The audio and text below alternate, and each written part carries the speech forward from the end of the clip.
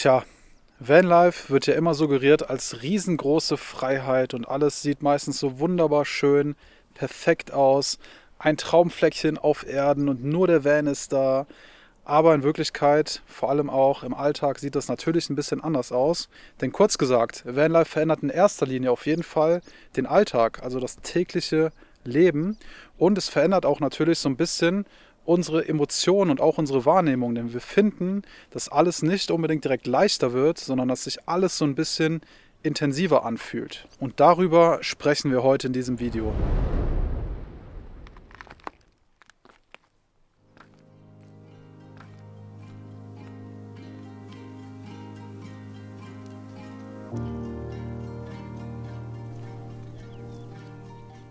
Natürlich ist das Vanlife sehr vielseitig. Wenn wir nicht gerade wie hier in traumhafter Natur stehen, muss auch manchmal ein Autobahnparkplatz herhalten oder natürlich ein Parkplatz irgendwo mitten in der Stadt. Und dadurch haben wir natürlich jedes Mal neue und sehr, sehr viele Eindrücke.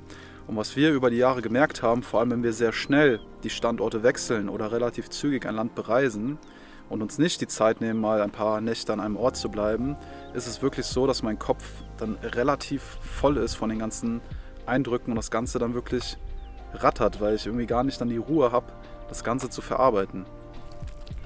Und wie Sadie auch schon gesagt hat, manchmal stehen wir in der Natur, manchmal in der Stadt und das sind auch solche Dinge, die wir jeden Tag entscheiden müssen. Und hier ist ja auch das Ding, dass wir zwei Personen sind und uns dann, ja, so entscheiden müssen, dass beide irgendwie zufrieden damit sind. Und manchmal bin ich auch einfach müde vom Entscheiden. Und natürlich kommt auch dazu, dass wir immer in andere Länder reisen, andere Kulturen. Wir treffen neue Menschen, neue Tiere. Und ja, für mich oder für uns ist es auch eine komplette Reizüberflutung, weil wir uns natürlich immer einstimmen müssen. Und gerade so in der gewohnten Umgebung hast du immer dieselben Menschen in deinem Umfeld. Deine Eltern, deine Familie, deine Freunde, deine Kollegen. Und hier triffst du eigentlich jeden Tag irgendwen Neues.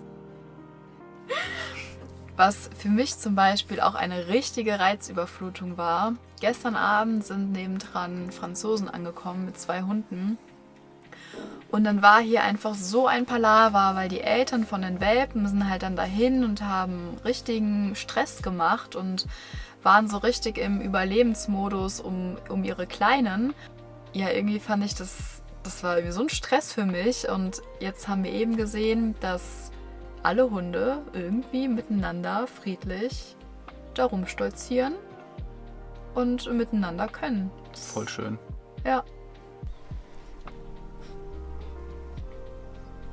Und ein Punkt, den ich auch komplett unterschätzt habe, ist es auf jeden Fall, wenn Freiheit zu viel wird. Wenn ich jetzt nicht gerade irgendwie ein digitales Meeting habe oder arbeiten muss, kann ich mir den Tag ja komplett frei einteilen.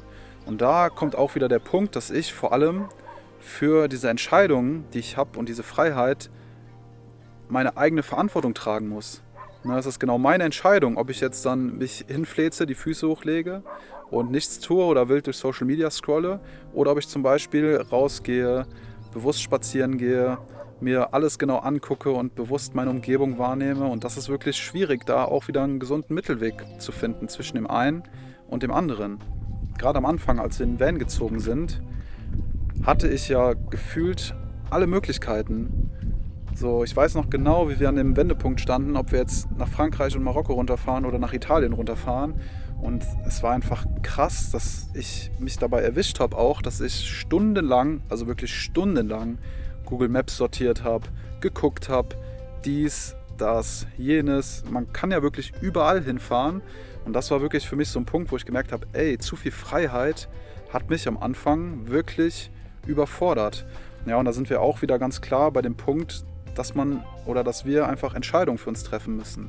Klar, mittlerweile haben wir da ein bisschen Gespür für bekommen, aber trotzdem ist es sehr schwierig, weil wir einfach keinen roten Faden für uns hatten. Und ohne roten Faden weiß man ja auch nicht, wohin die Reise gehen soll. Das ist so ein Punkt, den ich unbedingt an dieser Stelle gern ansprechen muss.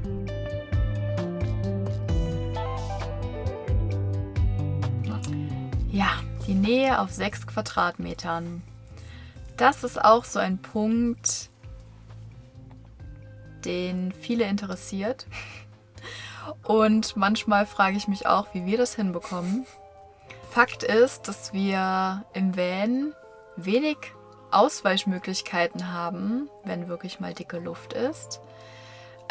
Durch den kleinen Raum spürt man viel mehr, was beim anderen los ist. Egal, welche Emotion gerade hochkommt. Ja, die Nähe ist natürlich automatisch viel intensiver, weil halt eben begrenzt Platz ist. Das Ding ist, wir müssen hier wirklich miteinander kommunizieren. Wir müssen miteinander reden, was uns stört, was wir verändern wollen, was wir uns wünschen. Es ist ein ständiger Austausch und ja, an erster Stelle steht ganz klar die Ehrlichkeit, weil ohne diese würden wir uns hier auf jeden Fall trennen. Das ist Fakt. Also bei diesem Lifestyle muss Kommunikation priorisiert werden. Und ja, was irgendwie auch ganz spannend ist, wenn das funktioniert, also die Kommunikation, die Ehrlichkeit, dann bringt diese Enge ein enormes Wachstum für unsere Beziehung, was wir so in den Strukturen, in denen wir damals gelebt haben in Deutschland, in der Wohnung, nie erfahren hätten. Gerade dadurch, dass wir, ja, wie Anna schon gesagt hat, ich würde sagen, besser kommunizieren, seitdem wir enger unterwegs sind wir auch gezwungen, halt einfach von der Pike auf ehrlich zu sein. Na, das haben wir uns in den letzten Monaten oder in den letzten 1,5 Jahren auch so angeeignet. Weil alles andere spürst du. Ne? Ja. In so einem kleinen Raum spürst du direkt, wenn irgendwas in der Luft ist, wenn was Unausgesprochenes da ist. Und deswegen ist so diese Ehrlichkeit und da mit eingehend ja auch die Klarheit direkt ja immer da, präsent. Komplett. Vor allem auch beim Punkt Vertrauen und auch beim Punkt Zuverlässigkeit. Also ich wusste natürlich vorher in Deutschland auch schon, dass ich 100% auf dich zählen kann. Aber aus den 100% sind jetzt auf jeden Fall 1000% geworden. Ne? Ich weiß halt einfach, dass meine Frau für mich da ist. Das ist umgekehrt genauso und das hat sich hier sowas von bestätigt auf Reise. Und das ist auch, wie Anna schon sagt, einfach ein riesengroßer Wachstum, den wir hier leben dürfen.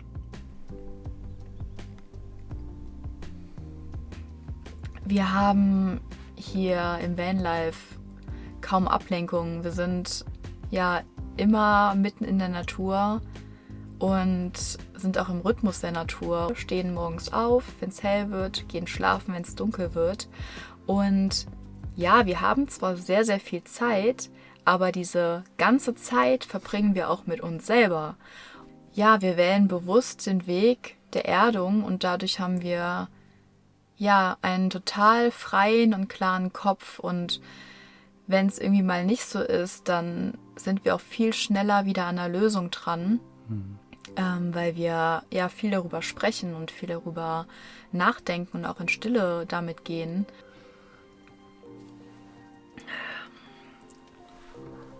Was auch total schön ist, ist, dass alles immer klarer wird hier in diesem Lifestyle und so, wie wir gerade leben, weil diese ursprünglichen Routinen und Gewohnheiten, die wir in Deutschland hatten, die fallen ja hier komplett weg und wir müssen immer alles ja anpassen, egal in welchem Land wir sind, egal wo wir gerade stehen, wie das Wetter ist, es wird alles immer angepasst.